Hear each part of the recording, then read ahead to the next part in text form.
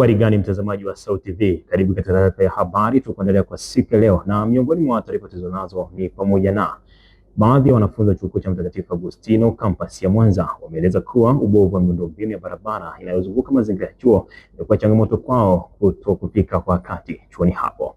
Kimataifa, raia 4 wamepoteza maisha na vyombo 6 vya usafiri kuchoma moto kufuatia na shambulio la kiuvamizi linalodaiwa kutekelezwa na waasi wa ADF katika kijiji cha Mulolia, wilaya ya Oicha, mashariki mwa Jamhuri ya Kidemokrasia ya Kongo.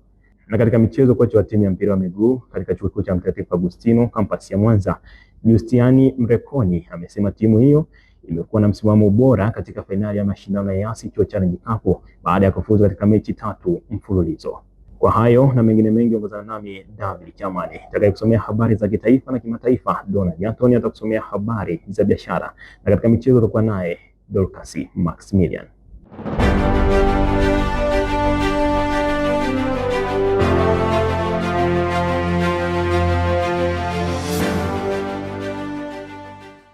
Tukianzia hapa katika jiji la Miamba, baadhi ya wanafunzi katika chuo kikuu cha Mtakatifu Agustino kampasi ya Mwanza wameeleza kuwa ubovu wa miundombinu ya barabara inayozunguka mazingira ya chuo hicho imekuwa changamoto kwao kutofika kwa wakati chuoni hapo.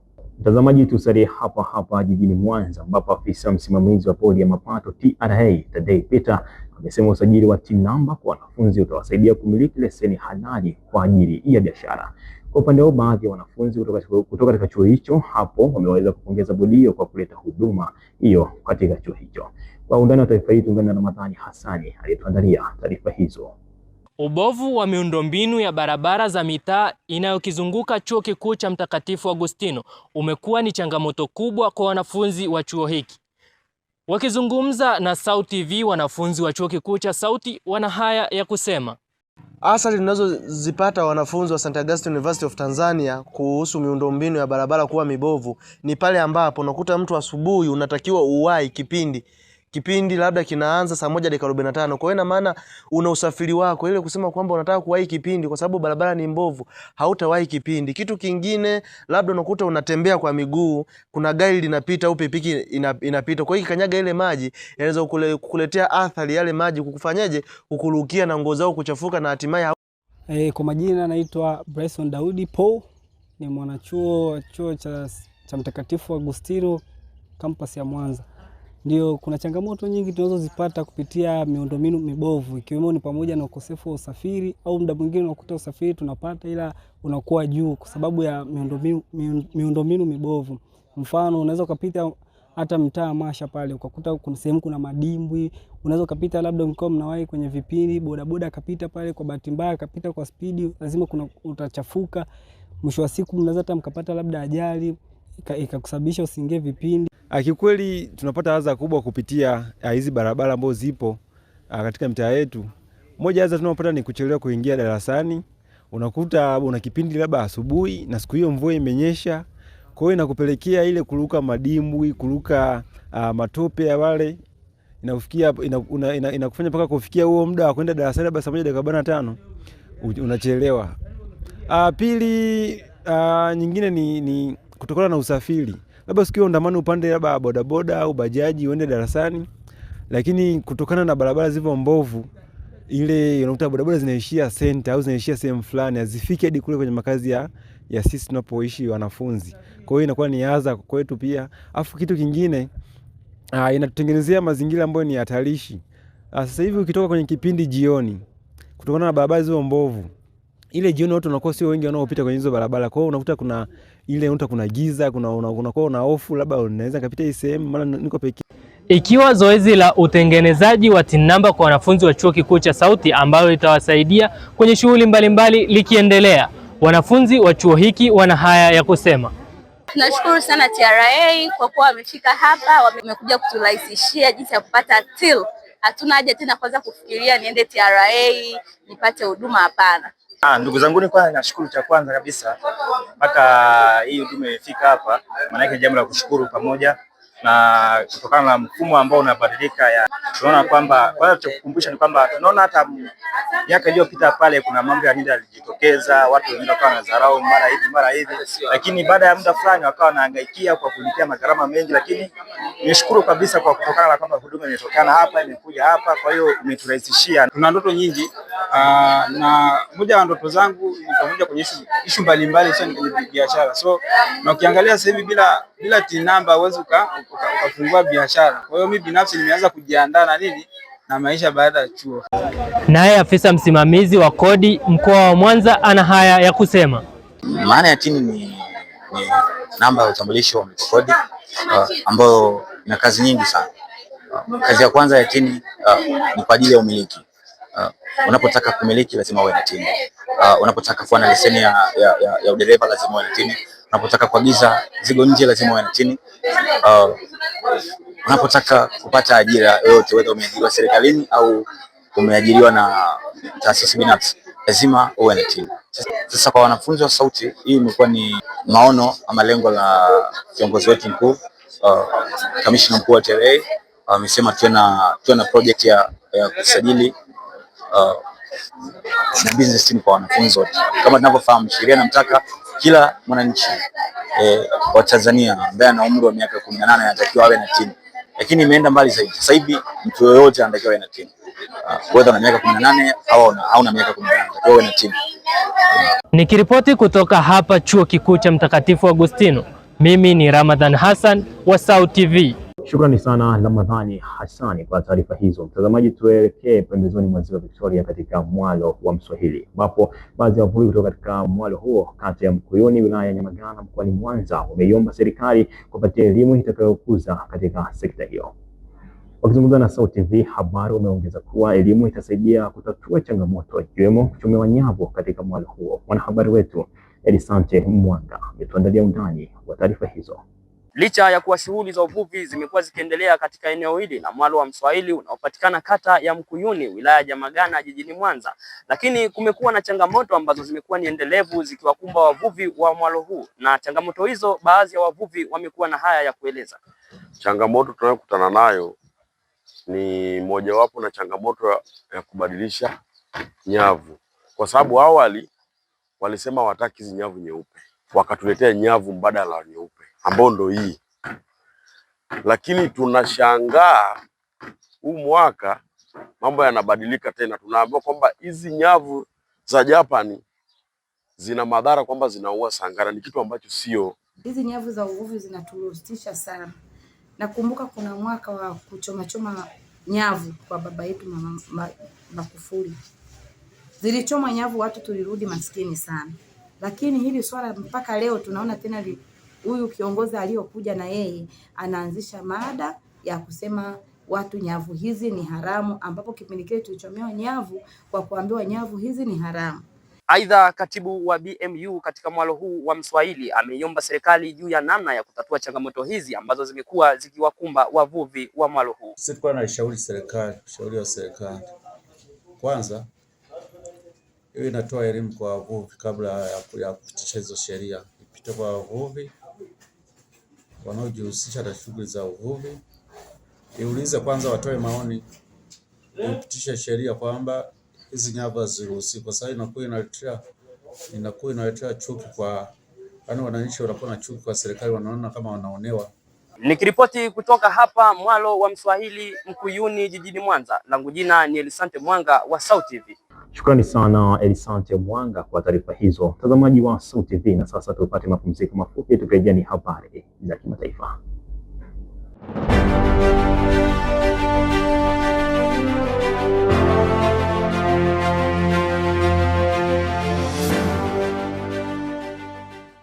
Karibu tena mtazamaji wa SAUT TV. Hivi sasa ni wakati wa kuangazia yale yaliyogonga nje ya mipaka ya Tanzania. Raia 4 wamepoteza maisha na vyombo 6 vya usafiri kuchoma moto kufuatia na shambulio la kiuvamizi linalodaiwa kutekelezwa na waasi wa ADF katika kijiji cha Mulolia, wilaya ya Oicha, mashariki mwa Jamhuri ya Kidemokrasia ya Kongo.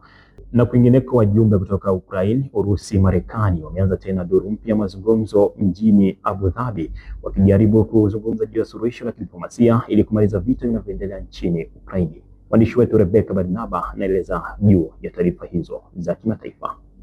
Tukianzia hapa nyumbani Afrika Mashariki, shambulio hilo lilitokea siku ya Jumanne, Februari 3 katika kijiji cha Mulolia kilichopo takriban kilomita 10 magharibi mwa Oicha, mji mkuu wa eneo la Beni katika mkoa wa Kivu Kaskazini. Kwa mujibu wa vyanzo vya usalama na wakazi wa eneo hilo, waasi hao walishambulia raia waliokuwa wakisafiri na kufanya shughuli zao. Baada ya shambulio hilo, hofu ilitanda miongoni mwa wakazi na baadhi yao walilazimika kuyakimbia makazi yao na kuhamia maeneo karibu kuhofia mashambulizi zaidi. Shughuli za kiuchumi na kijamii zilisitishwa kwa muda, huku jeshi la vikosi vya usalama vikianza doria katika eneo hilo. Waasi wa ADF wamekuwa wakilaumiwa mara kwa mara kwa mashambulizi dhidi ya raia katika eneo la Beni na maeneo mengine jirani. Licha ya operesheni za kijeshi zinazoendelea dhidi yao, mashambulizi ya kuvizia bado yanaendelea kutikisa eneo hilo, hali inayozua wasiwasi kuhusu usalama wa raia mashariki mwa Jamhuri ya Kidemokrasia ya Kongo. Tuipe kisogo taarifa hiyo, tuelekee huko Saudi Arabia, ambapo wajumbe kutoka Ukraine, Urusi na Marekani hii leo wamekutana tena mjini Abu Dhabi kwa duru ya pili ya mazungumzo yanayolenga kutafuta suluhu la vita vinavyoendelea nchini Ukraine. Mazungumzo hayo yanakuja baada ya duru ya kwanza iliyofanyika Januari 23 na 24 kushindwa kuleta mafanikio yoyote, hali iliyoongeza mashaka kuhusu uwezekano wa kufikiwa kwa makubaliano ya haraka. Licha ya juhudi za kidiplomasia kuendelea kushika kasi, wachambuzi wamesema tofauti kubwa za kisiasa na kijeshi kati ya pande hizo mbili zinazohusika zinaendelea kuwa kikwazo kikubwa katika safari ya kuelekea amani. Jina langu ni Rebecca Barnaba. Wiki hii kwenye Kioo cha Mwanamke. Mitandao ya kijamii ni mizuri pia ni mibaya. Mitandao ya kijamii ukitumia vizuri unakuletea mafanikio mazuri kama nilivyonayo hapa. Lakini pia ukitumia kwa vibaya ndo kunakuwa na matokeo mabaya. Kwanza ukitaka kufanya kitu chochote unatakiwa utoe hofu pembeni, yani uweke uoga pembeni. Awe mwaminifu. Asiwe kama wale watu ambao wanatumia mitandao ya kijamii kutapeli watu. Yani hakikisha anakuwa mwaminifu ili akuze jina lake. Kila Alhamisi saa 11 kamili jioni kupitia Instagram, Facebook na TikTok @SauTV.tz.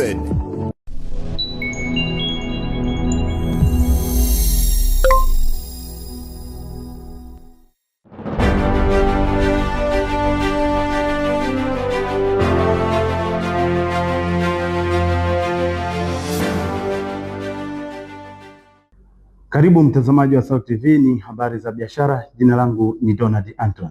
Baadhi ya wafanyabiashara wa stationari katika kata ya Rucherere jijini Mwanza wamesema uwepo wa wanafunzi wa chuo kikuu cha Mtakatifu Agustino kunasaidia wao kukua kiuchumi na biashara kimataifa. Rais wa Marekani Donald Trump ametia saini sheria kurefusha mkataba wa kibiashara wa AGOA baina ya Marekani na Afrika hadi Disemba 31 mwaka huu.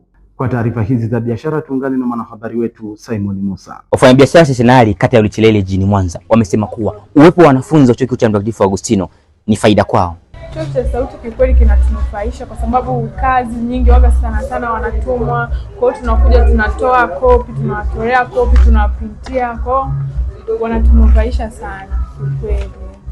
Nanufaika sana na chuo cha Mtakatifu Agustino kwa sababu wanafunzi wanatuletea kazi zao wanazopewa pale chuoni, kama kutype hizi kazi assignment, individual pamoja na group. Pia tunauza madaftari, peni, limpepa. Kwa hiyo binafsi mimi nanufaika sana na chuo cha Mtakatifu Agustino. Binafsi kama mimi mfanyabiashara stationari hapa mtaa Malimbe, kupitia chuo cha Mtakatifu Agustino nanufaika sababu kupitia assignment wanazopewa wanafunzi madarasani wanakuja wanaleta, kiangalia nauza peni, madaftari pamoja na limpepa. Nikiripoti kutoka kata ya Rucherere jijini Mwanza, jina langu ni Simi Moses, Sauti TV. Katika taarifa yake, mwakilishi wa biashara ya Marekani Jameson Green amesema kuwa ofisi yake itashirikiana na bunge la Marekani kuhakikisha kwamba mpango huo unatoa fursa zaidi za masoko ya kibiashara ya Marekani ili kuendana na sera za Marekani. Mpango huo unaohusu nchi 32 za Afrika umekuwa msingi wa kibiashara kati ya Marekani na Afrika kwa kipindi cha miaka 25 na kuipa fursa Marekani kununua bidhaa ikiwemo magari na nguo kwa mabilioni ya dola bila ushuru kutoka nchi za Afrika. Ikumbuke kuwa mpango wa kibiashara baina ya Marekani na Afrika AGOA ulifikia tamati Septemba mwaka jana, ikiathiri maelfu ya kazi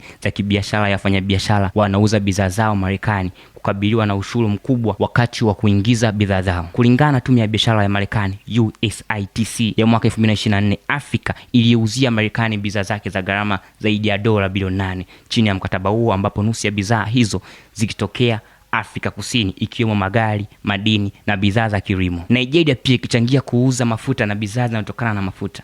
Mimi ni Simie Moses, SAUT TV. Asante sana Simon Musa kwa taarifa hizo za biashara. Mtazamaji, ni mwisho wa taarifa za biashara tulizokuandalia kwa siku ya leo. Tupate mapumziko mafupi, tukirejea ni habari za michezo na Dorcas Maximilian. Endelea kutazama SAUT TV habari. Mimi ni Donald Anthony. Wiki hii kwenye Extra Time. Maendeleo ya soka katika klabu yoyote hapo ulimwenguni hutegemea sana eneo muhimu zaidi, lakini kuna eneo zaidi muhimu katika ulimwengu wa soka, japo alizungumzwi sana katika soka. Je, unaufahamu umuhimu wa mkurugenzi wa ufundi katika klabu yote hapo ulimwenguni? Wiki hii kwenye Extra Time tutapata ufafanuzi juu ya umuhimu wa mkurugenzi wa ufundi. Usipange kukosa. Kaa tayari kupata madini. Usikose kufuatilia Extra Time kila Alhamisi saa 11 kamili jioni kupitia Instagram, Facebook na TikTok @SAUTVTZ.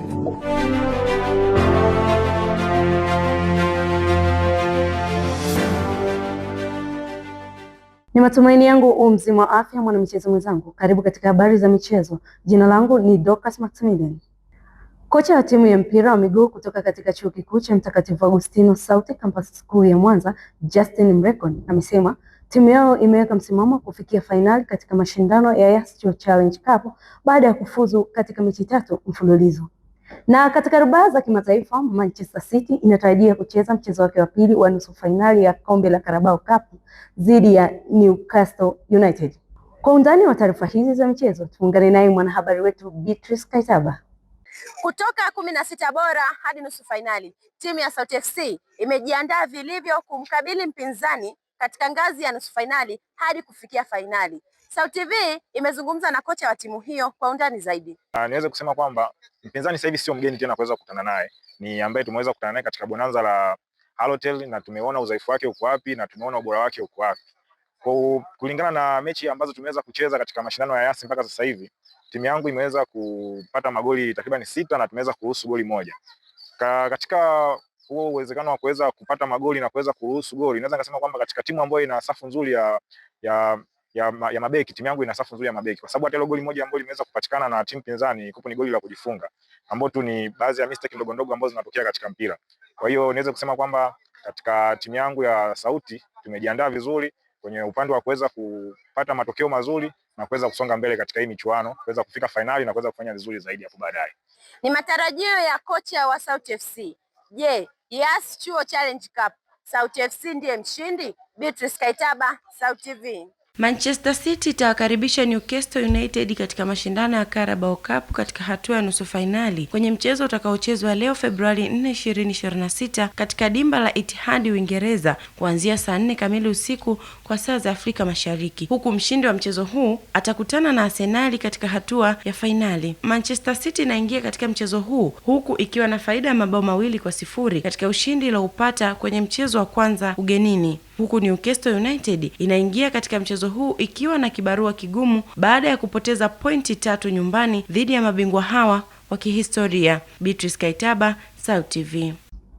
Asante sana Beatrice Kaitaba kwa taarifa hizo za michezo. Hadi kufikia hapo sina la ziada katika michezo kwa siku ya leo. Mimi ni Dorcas Maximilian na sasa narudisha kijiti kwake David Kiaman kwa kuhitimisha habari kwa siku ya hii leo.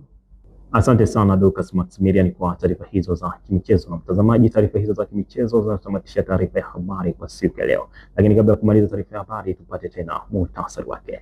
Baadhi ya wanafunzi wa chuo kikuu cha Mtakatifu Agustino campus ya Mwanza wameeleza kuwa ubovu wa miundombinu ya barabara inayozunguka mazingira ya chuo imekuwa changamoto kwao kutokufika kwa wakati chuoni hapo. Kimataifa, raia 4 wamepoteza maisha na vyombo 6 vya usafiri kuchoma moto kufuatia na shambulio la kiuvamizi linalodaiwa kutekelezwa na waasi wa ADF katika kijiji cha Mulolia, wilaya ya Oicha, mashariki mwa Jamhuri ya Kidemokrasia ya Kongo. Na katika michezo, kocha wa timu ya mpira wa miguu katika chuo kikuu cha Mtakatifu Agustino campus ya Mwanza, Justiani Mrekoni, amesema timu hiyo imekuwa na msimamo bora katika fainali ya mashindano ya Yas Challenge Cup baada ya kufuzu katika mechi 3 mfululizo. Kufikia hapo sina la ziada. Kwa niaba ya wote walioshiriki kuandaa taarifa hii ya habari, jina langu ni David Chamani. Nikutakia utazamaji mwema wa vipindi vinavyoendelea.